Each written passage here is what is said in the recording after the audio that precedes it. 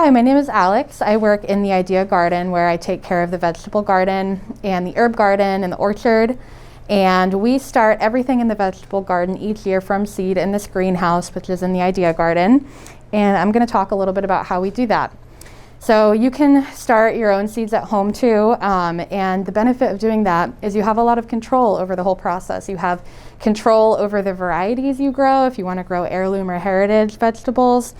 You have control over the timing when you start things when they go out in the garden. It's also a lot cheaper than buying transplants from your garden center. So that's why we do it. And to do it at home, all you need are some containers or trays to start your seeds in. So we'll often use these. You can use cell trays, which look like this. And these you would grow your starts right in here and pop them out and plant them in the garden. A lot of people will use egg cartons as a cheap replacement for that. So you can save your egg cartons throughout the year for that.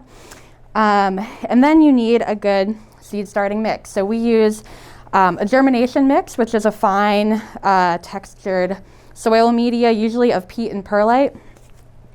And then you need grow lights or sunny location because vegetable crops all need full sun to get going. What we have going this time of year, which is late February, early March, are spring crops. Like we have artichokes, we have onions, kales and mustards. We do some cut flowers here too, so we have cold hardy annuals like snapdragons and sweet peas.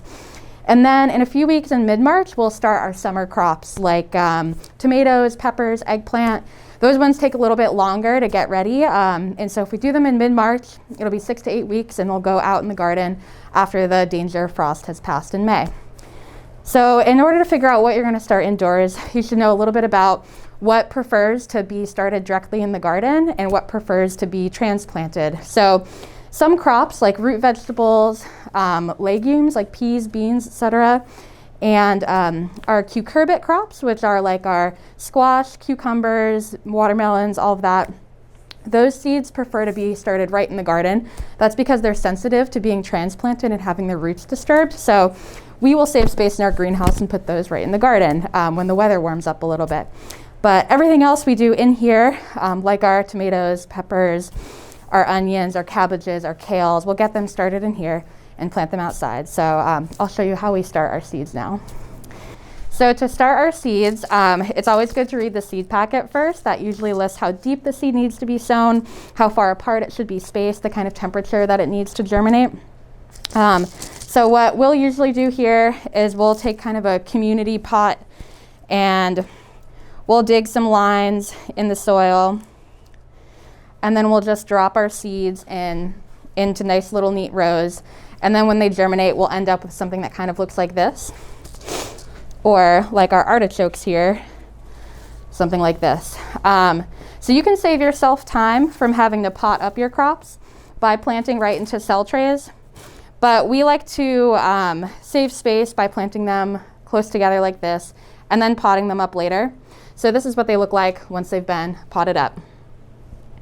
And it's as simple as teasing out your starts from the soil and trying to make sure all the roots stay intact. And you end up with something that looks like that. And then we use a potting mix that is a lot more coarse than the seed germination mix that we use to get everything started. And we call it dibbling a little hole in the soil and tucking in the roots, and then firming the soil in. And then we've got a nice little vegetable start that will get nice and big in this pot and be ready to get planted out in a few weeks. The way that you know to pot your crops up once they've germinated is when they have their first true leaves. So whenever seeds germinate, they first come up with their little seed leaves, which on this artichoke, these were the seed leaves. And then they started to put on their true leaves that look more like the actual leaf of the plant when it's mature. So that's when we know when to pot up. And so if you don't use all of your seeds, you can store them. Many of them will last for years to come. They just need to be in a dry and cool environment. We keep all of our seeds in a little mini fridge here in our shop. And if you want to save your own seeds or learn more about storing seeds, you can go to Seed Savers Exchange. They have really good information about saving seed, and we have a blog post from last year as well about how to get started with saving your own seed.